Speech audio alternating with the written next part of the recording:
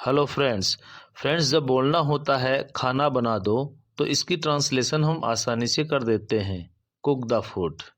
लेकिन जब बोलना होता है खाना बनवा दो तो इसकी ट्रांसलेशन हम कैसे करेंगे। इसी तरह से जब बोलना हो कमरा साफ कर दो तो हम ट्रांसलेट करेंगे क्लीन द रूम। लेकिन जब बोलना होता है कमरा साफ करवा दो तो इसे हम ट्रांसलेट कैसे करेंगे। तो फ्रेंड्स, यहाँ पर आकर बहुत से लोग अटक जाते हैं कि इन्हें इंग्लिश में कैसे ट्रांसलेट करें।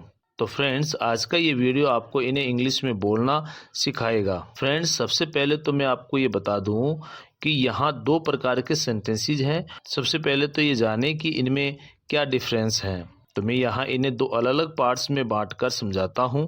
टाइप वन में मैंने शामिल किया है काम कर लो, और टाइप 2 में मैंने शामिल किया है काम करवा लो। टाइप 1 के सेंटेंसेस कुछ इस प्रकार से होते हैं, जैसे कमरा साफ कर दो, कपड़े धो दो, कंप्यूटर ठीक कर दो, खाना बना दो। इसी तरह से टाइप 2 के सेंटेंसेस कुछ इस प्रकार से होते हैं, कमरा साफ करवा दो, कपड़े धुलवा दो, कंप्यूटर ठीक करवा दो, खाना बनवा दो। फ्रेंड्स, टाइप 1 में लिखे गए सेंटेंसेस इम्परेटिव सेंटेंसेस हैं। इम्परेटिव सेंटेंस वो होता है जिसमें हम किसी को ऑर्डर, रिक्वेस्ट या इंस्ट्रक्शन देते हैं कि यह काम कर लो। इस प्रकार के सेंटेंसेस में हम जिससे बोल रहे हैं हम काम भी उसी से करवा रहे हैं, अर्थात हम चाहते हैं कि यह काम वो खुद करे। लेकिन टाइप 2 में क्या हो रहा है, इसमें हम जिससे बोल रहे हैं काम उससे नहीं करवाना चाहते, बल्कि उससे किसी और से काम करवाना चाहते हैं। चलिए इसे कुछ एग्जाम्पल से समझते हैं। जब मैं किसी से यह बोलूं कि खाना बना दो तो इसका मतलब है कि आप खुद बनाएं। अगर मैं आपको बोलूं कि खाना बनवा लो, अब मैं चाहता हूं कि आप खाना ना बनाएं बल्कि किसी और से बनवाएं। बस दोनों सेंटेंसेस में यही अंतर है। पहले हम टाइप 1 वाले सेंटेंसेस को बोलना या लिखना सीखेंगे, उसके बाद मैं आपको बताऊंगा कि टाइप 2 के सेंटेंसेस को कैसे बनाते हैं। टाइप 1 काम कर लो, जैसा कि मैंने आपको बताया यह इम्पेरेटिव सेंटेंसेस होते हैं। अब ये इम्पेरेटिव सेंटेंस क्या होते हैं? इम्पेरेटिव सेंटेंसेस जिनमें आदेश यानी ऑर्डर, सुझाव यानी एडवाइस या अनुरोध या रिक्वेस्ट होता है। ऐसे सेंटेंसेस में सब्जेक्ट यू छिपा हुआ होता है। जैसे क्लासरूम में हो, आपका टीचर आपको बुलाएं तो वो कहेगा कम हियर।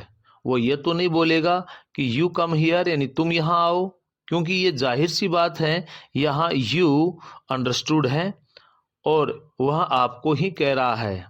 इसलिए इम्पेरेटिव सेंटेंसेस में सब्जेक्ट हमेशा यू ही होता है, जो लिखा नहीं जाता। इस प्रकार के सेंटेंसेस को बनाने के लिए जो स्ट्रक्चर होता है वो कुछ इस प्रकार से हैं। सबसे पहले आप बोलते हैं वर्ब की फर्स्ट फॉर्म और उसके बाद आप बोलते हैं ऑब्जेक्ट। चलिए इसे हम एग्जाम्पल्स की मदद से समझ लेते हैं। जब आप बोलते हैं खाना बना दो, इसके लिए आप ट्रांसलेट करेंगे कुक द फूड। तो इस सेंटेंस में कुक वर्ब की फर्स्ट फॉर्म है और फूड यहाँ पर ऑब्जेक्ट है। नेक्स्ट है कपड़े धो लो, तो इसे हम बोलेंगे wash the clothes. Wash the clothes, wash इसमें वर्ब की फर्स्ट फॉर्म है और द क्लॉथ्स इसका ऑब्जेक्ट है। ऑब्जेक्ट का मतलब है कि वह व्यक्ति या वस्तु जिस पर कोई एक्शन होता है। कंप्यूटर ठीक कर दो, तो ठीक करने के लिए हम रिपेयर वर्ड का प्रयोग करते हैं, तो इसको हम बोलेंगे repair the computer. Repair the computer. कमरा साफ कर दो, तो इसे हम बोलेंगे clean the room. Clean the room. बाल्टी भर दो, तो हम बोलेंगे फिल द बकेट। हाथ धो लो, तो हम कहेंगे wash your hands. Wash your hands. अपने बाल काट लो, तो हम कहेंगे कट योर हेयर। टाइप 2 में हमने लिया है काम करवा लो। इस प्रकार के सेंटेंसेस को बनाने के लिए जो स्ट्रक्चर होता है वो कुछ इस प्रकार से हैं। सबसे पहले आप बोलेंगे गेट, गेट के बाद आप बोलेंगे ऑब्जेक्ट और ऑब्जेक्ट के बाद बोलेंगे वर्ब की थर्ड फॉर्म। चलिए इसे भी एग्जांपल्स की मदद से समझ लेते हैं। कपड़े धुलवा दो, तो यहाँ हम सबसे पहले बोलेंगे गेट और उसके बाद बोलेंगे द क्लॉथ्स और सबके लास्ट में बोलेंगे वर्ब की थर्ड फॉर्म वॉश्ड।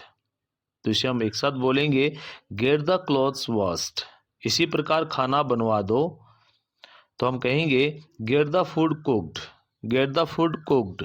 लेकिन जब हमें बोलना हो कंप्यूटर ठीक करवा लो तो हम कहेंगे get the computer repaired, get the computer repaired.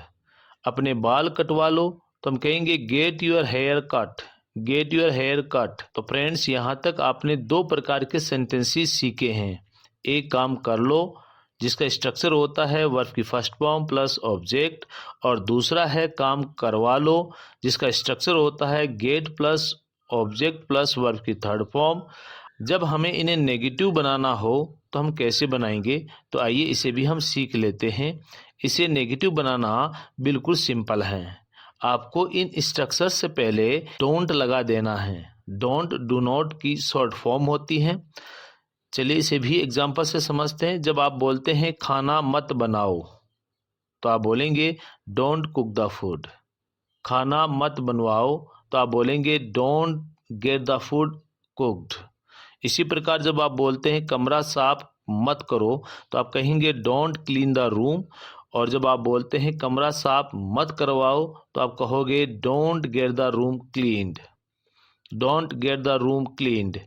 जब आप कहते हैं अपने बाल मत काटो तो आप कहेंगे डोंट कट योर हेयर, और जब आप कहेंगे अपने बाल मत कटवाओ तो आप बोलेंगे don't get your hair cut. इसी प्रकार चाय मत बनाओ तो आप कहोगे डोंट मेक द टी, और जब आप बोलते हैं चाय मत बनवाओ तो आप बोलेंगे don't get the T made, don't get the T made. और अब ये सेंटेंसेस आपके ट्रांसलेशन के लिए। इस प्रश्न को हल मत करवाओ, घर पेंट मत करवाओ। और फ्रेंड्स, आज की इस वीडियो में बस इतना ही।